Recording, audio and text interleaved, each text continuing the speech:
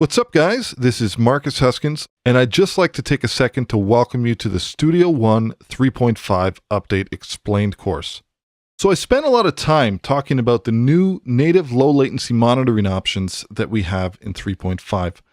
And I had a pretty good example when dealing with virtual instruments of how efficient it is to be able to track with the virtual instrument native low latency monitoring.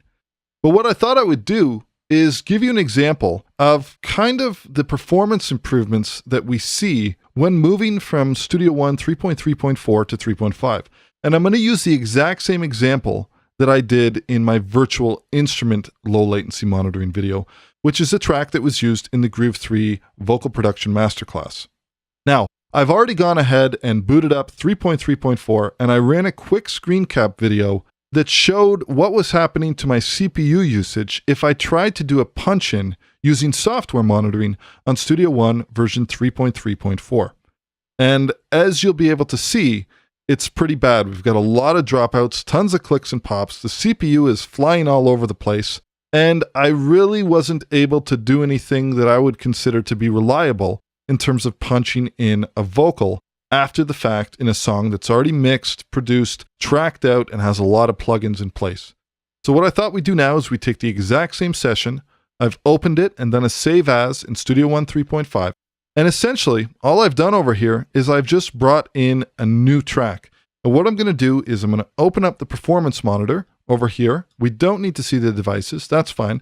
But what I want to do is just kind of show how efficient this new audio engine is. Let's go ahead and open up our audio device settings. I'm going to set my device block size to 32.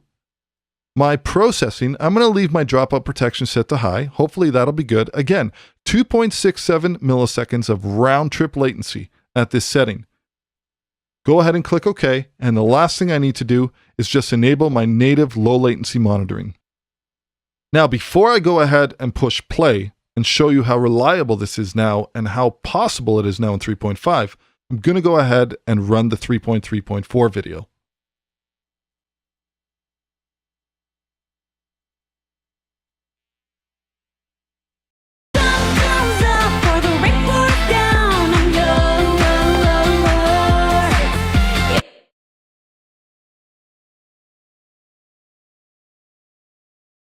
All right, let's give this a shot. Check, check. Check, check, check. Check, check. All right, so as you can see, really difficult to get anything close to reliable performance.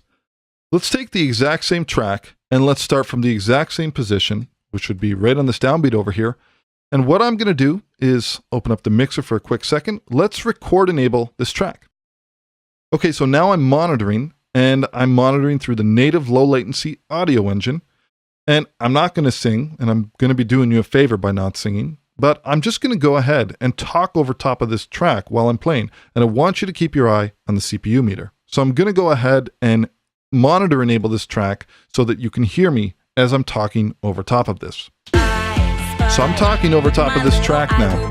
I'm at an audio device block size of 32. I have a round trip latency of 2.67 milliseconds. And my CPU is pretty solid at 18%. I'm not getting any glitches. My CPU isn't flying all over the place. And if I was to record something, I could easily record something the exact same way. So now I'm going to pop into record mode, and I'm literally talking over top of a fully mixed and tracked out session with my CPU at 18%. I'm not getting any device dropouts. I'm not getting any glitches, no clicks and pops. So that's just an example on my system, which is a 2015 MacBook Pro. That's an example of the efficiency and the increase in optimization that we see with the new native low latency monitoring. I'll catch you in the next video.